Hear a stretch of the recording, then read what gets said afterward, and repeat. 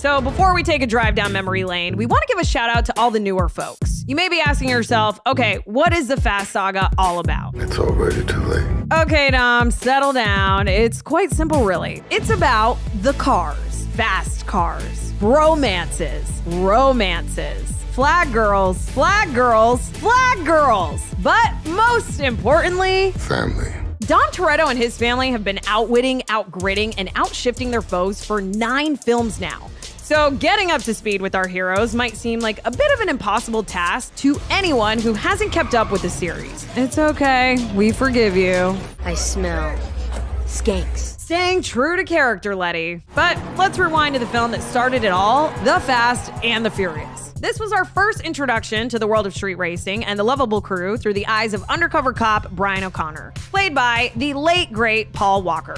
As he fell in love with the people and underground world of fast cars, we fell in love right alongside him. And we've been hooked ever since. You know, the best decision I ever made was stepping into the store and buying that first sandwich.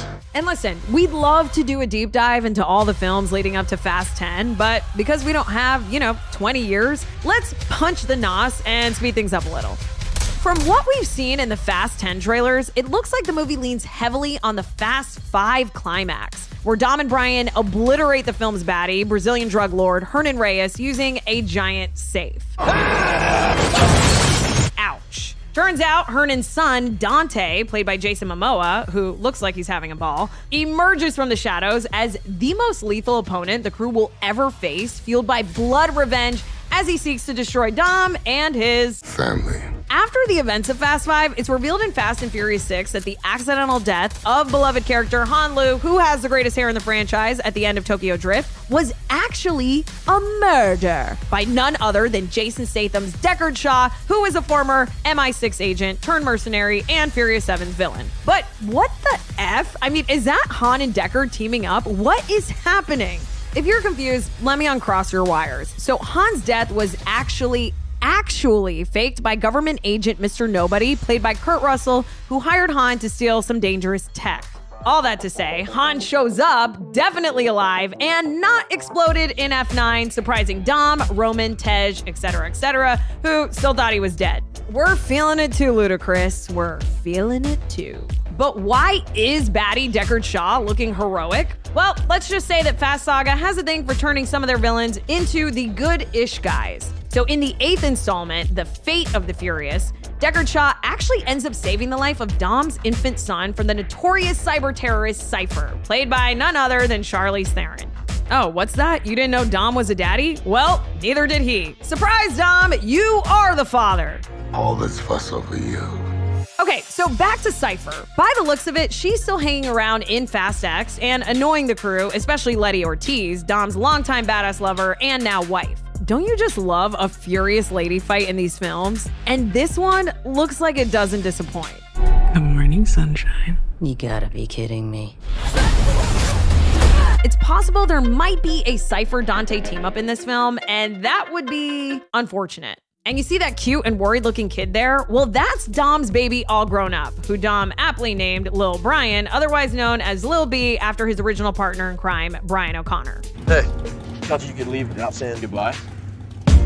Aw, but this first Fast 10 trailer has us a bit worried, because we know Dante is after blood, and we're thinking he means bloodline, specifically targeting Lil B. I'm coming for you, son. And we know from F9 that all Dom wants is to be a normal family man and retire and raise little Brian and love his wife Letty and have backyard barbecues and drink Coronas and drive American muscle cars. I mean, is that too much to ask? Just let him live happily ever after, people. But his estranged brother Jacob, played by the incredibly charismatic John Cena, doesn't get the memo and turns up as a power-hungry terrorist agent sick of living in his big brother's shadow, forcing Dom back into the driver's seat once again to save the day. You might want to buckle up. Buckle up indeed, Dom, especially because we're getting whiplash, as it looks like John Cena's Jacob is officially a good guy now in the second Fast 10 trailer and taking his sweet nephew on a cannon car joyride. And honestly, thank God for Cena's Jacob, because it looks like he might offer a bit of comic relief, as he does in most films, in Fast 10. Because watching the first trailer, it kind of sounds like we're gonna get emotionally punched in the nuts. That's the problem with having such a big family. How do you choose the ones you save?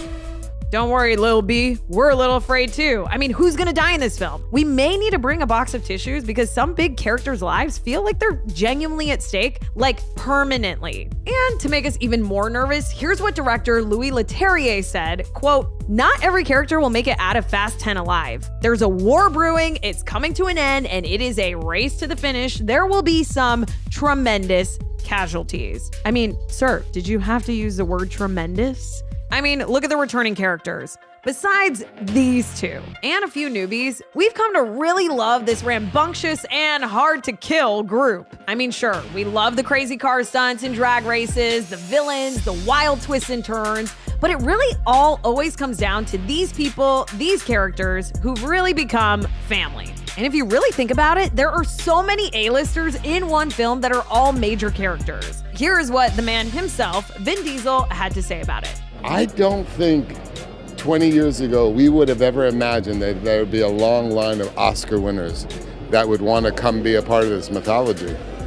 And I always ask myself, what is it that makes people want to be a part of this mythology? And that is the beauty of a franchise this size over this many years. It feels special and we love it. Other returning characters that we're really excited to see are Shaw's mom, Queenie Shaw, played by the iconic Helen Mirren, Elle from F9, played by Anna Sawai, Sean Boswell, played by Lucas Black, Buddy, played by Michael Rooker, Little Nobody, played by Scott Eastwood, and Cardi B as Lisa. And shout out to our new homies, Brie Larson's making her debut as Tess, a rogue agent from the agency. Rita Moreno is going to be Dom, Mia, and Jacob's Abuelita Toretto. Alan Richson as Ames, the new agency boss. And Daniela Melchior as a Brazilian street racer from Dom's past. And obviously Dante is new, but we hope he stays true to his name and dies Inferno style before he causes us too much grief. Wow, you guys are going to hell. Now, three people who probably aren't coming back are Kurt Russell's Mr. Nobody because he blew up, but we all know that doesn't necessarily mean he's dead in this saga. Gal Gadot's Giselle, cause also dead, but could be a fun surprise return for Han. And then, of course, Dwayne Johnson. And even though Paul Walker passed away during the filming of Furious 7, his character Brian is still alive in the franchise, as we saw in F9 with him turning up for the family barbecue in his classic blue car. We will most likely see a tribute to him in this film because this year marks 10 years since the death of Paul Walker, and this next installment will include a special cameo from his daughter Meadow. It's never goodbye. As previously mentioned, coming to the franchise is director Louis Leterrier, who signed on after beloved writer-director Justin Lin parted ways. Now, Lin remains on board as one of the co-writers and producers, but we're feeling good about Leterrier as he notably directed the first two Transporter films, Now You See Me, The Incredible Hulk, and so much more. And Michelle Rodriguez recently said the French director brought, quote, an energy of love to the production, and that cast and the crew were lucky to have him. And from the trailers alone, it looked like he really clicked with this franchise. Get it? Clicked, like clicking a seatbelt. Okay, I will see myself out now. I said forget about it, cuz. But before I go, remember, there will be cars, fast cars, romances, black girls, and family. And so, my family, that is everything you need to know before you go see Fast 10 in theaters May 19th.